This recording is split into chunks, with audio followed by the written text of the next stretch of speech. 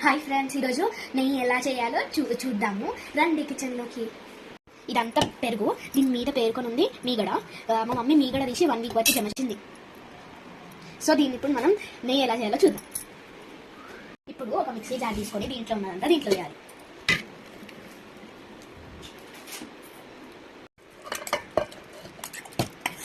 ఒక ½ glass of water దీంట్లో పోయాలి జార్లో. ఇప్పుడు మిక్సీ పట్టాలి. మిక్సీ పట్టేసా ఇలా రావాలి మన టెక్స్చర్. ఇదంతా ఇలా మంచి టెక్స్చర్ వచ్చాక ఇదంతా తీసి ఈ గిన్నెలో వేసేయాలి. పైన ఇదంతా పేరుకుంటుంది, మంచిగా తీసేయాలి. సేమ్ ఐస్ క్రీమ్ లాగా ఉంది చూడడానికి.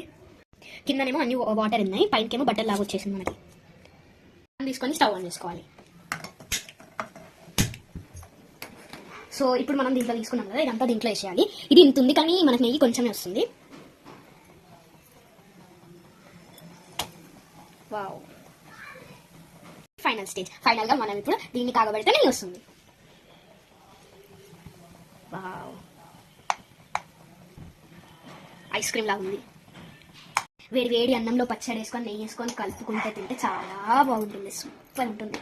ఇది హీట్ అవుతూ ఉంటే అప్పుడప్పుడు మనం కలుపుతూ ఉండాలి. మంట అనేది లో ఫ్లేమ్లోనే ఉండాలి, అప్పుడప్పుడు కలుపుతూ ఉండాలి. బా, నెయ్యి వాసన వస్తుంది గాయస్, ఎంత బాగుంది. నెయ్యి తింటే లావు అవుతారని అస్సలు అనుకోకండి. అందరూ తినొచ్చు, పిల్లలు పెద్దలు అందరూ తినొచ్చు. నెయ్యి చాలా హెల్తీ ఫుడ్. నెయ్యి మనం ఇంట్లో చేసుకొని తింటే ఇంకా బెటర్. బయట ఎట్లా చేస్తున్నారో మనకి తెలియదు కదా. ఇందాక మనం మిక్సీలో వేసుకున్నాం కదా, ఇది వేస్ట్ అవుతుంది అయితే అస్సలు అనుకోకండి. దీంట్లో మనం ఉప్పు వేసుకొని మజ్జిగలా చేసుకొని తాగొచ్చు. ఇది కూడా హెల్త్కి మంచిదే, ఉప్పు వేసుకొని తాగేసేయండి. అంతలోనే మన నెయ్యి నురుగు వచ్చేసింది. సో మళ్ళీ ఒకసారి కలుపుకుంటున్నాం. నెయ్యి అంతా మీదికి వచ్చేసింది ఫ్రెండ్స్, చూడండి. ఫైనల్గా నెయ్యి రెడీ అయింది. సో మనం స్టవ్ ఆఫ్ చేసుకుంటున్నాం. కింద కొన్ని పార్టికల్స్ మిగిలిపోయినాయి కదా, సో మనం వడపోసుకోవాలి జాగ్రత్త.